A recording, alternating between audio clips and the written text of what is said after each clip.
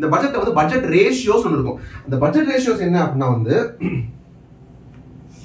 நம்ம ஆல்ரெடி வந்து employee cost லைட்டா பார்த்துருப்போம். இப்போ வந்து உங்க ரிவைஸ் பண்ற மாதிரி இருக்கும். ஒரு விஷயம் ஒரு பார்ட் மட்டும், மீதி எல்லாம் வந்து கொஞ்சம் புதுசு தான். என்ன அப்படின்னா எஃபிஷியன்சி ரேஷியோ அப்படின்னு இருக்கு. எஃபிஷியன்சி இதுதான் நம்ம லேபர் காஸ்ட்ல பார்த்துருவோம், எம்ப்ளாயி காஸ்ட்ல பார்த்துருவோம். எஃபிஷியன்சி ரேஷியோனா ஒரு பொருளை செய்யறதுக்கு இவ்வளவு ஹவர்ஸ் எடுத்துக்கலாம் அப்படின்னு இருக்கும்.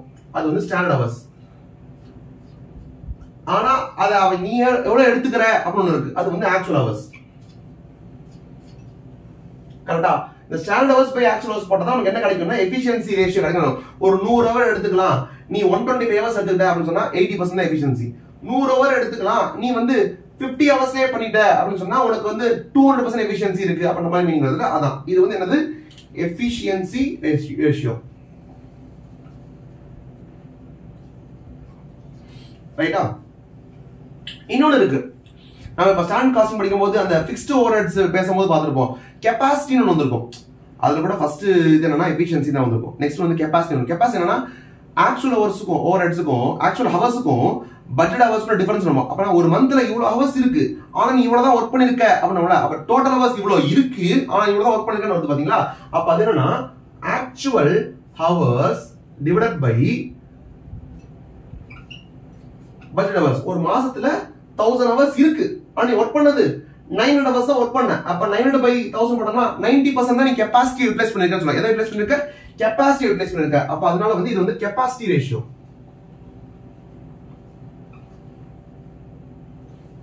ஏடா ஏன் இப்படி தலைகீழா எழுதிட்டு இருக்கேன்? இது ஏதோ அந்த ஐ திங்க் அந்த அரபில அப்படி தான் நினைக்கிறேன். அரபிக் வந்து இப்ப ரைட் டு லெஃப்ட் எழுதுறாங்க. விஸ்வரூபம்ல ரூபம் ரூபம் இந்த பக்கம் வரும். அது மாதிரி அது ஒண்ணும் இல்ல, ஃபினிஷிங்ல ஒரு பஞ்ச் இருக்குது, அதனால அது எழுதிருக்கேன். எஃபிஷியன்சி ரேஷியோனா standard hours divided by actual ஹவர்ஸா, கெபாசிட்டி ரேஷியோனா வந்து ஆக்சுவல் ஹவர்ஸ் பை பட்ஜெட் ஹவர்ஸா.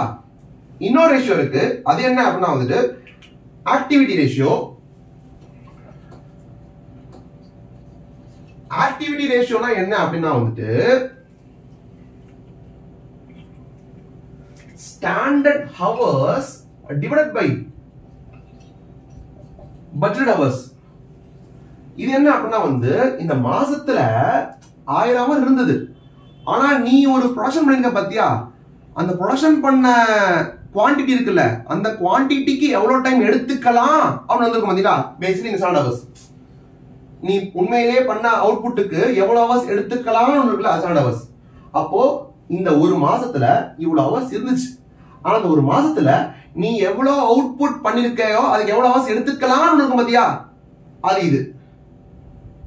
அப்ப இத போட்டோம்னா ஆக்டிவிட்டி, நீ இந்த மாசத்துல பண்ணக்கூடிய யூனிட்ஸ் நீ பண்ணிட்டியா இல்லையா அப்படின்னு பாக்கிறதுக்கானது. ஆக்டிவிட்டி எவ்வளவு 100% இருக்கா அப்படின்னு பாக்குறது. இதுவும் சேம் நம்பர் இருந்துச்சா என்னது 100% இருக்கா, அப்போ ஓகே. பட்ஜெட்ல வந்து நீ கூட குறைய ஹவர்ஸ் எடுத்துறது ஓகே, ஆனா நீ பண்ண வேண்டியதை பண்ணிட்ட அப்படின்றது பாக்கிறதுக்கான இது.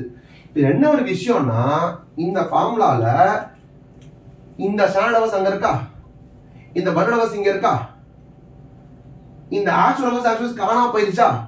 அப்ப அது என்னன்னு சொல்லலாம்? அப்போ activity ratio is equal to capacity ratio multiplied by efficiency ratio. ஏன்னா actual ஹவர்ஸும் கேன்சல் அவுட் ஆயிரும். அப்ப வந்து உங்களுக்கு standard hours by budget hours வரும். அதான் வந்து ஆக்டிவிட்டி ரேஷியோ.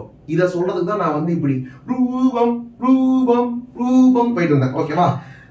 சரி, இதுக்கு எப்படி ஞாபகம் வச்சுக்கிறது அப்படின்னு கேட்டா வந்து ACE.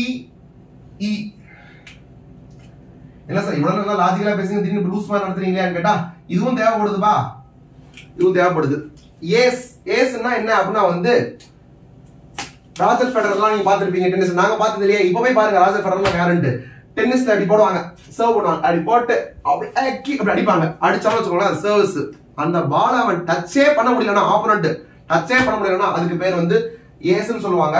அதெல்லாம் எனக்கு தெரியாது சார் அப்படின்னு சொன்னீங்கன்னா, கார்டு சீட்டு கார்டு எடுவீங்களா, சீட்டு கார்டுல வந்து அந்த ஏ இருக்குமே, ஒவ்வொரு டிசைன்லயும் ஏ இருக்குமே, அந்த ஏ வந்து அது ஆஸ் சார் அப்படின்னாங்க. ஆஸ் கிடையாது, அது ஏசிஏ தான். நம்ம வந்து அந்த அளவுக்கு நம்ம அழகா ப்ரொனவுன்ஸ் பண்ணி அதை ஆஸா மாத்திட்டோம்.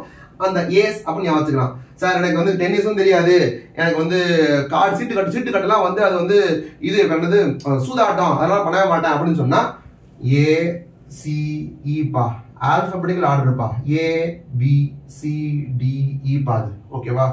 ACE மட்டும் ஞாபகம் வச்சிட்டீங்கன்னு சொன்னா activity ratio is equal to capacity ratio multiplied by efficiency ratio.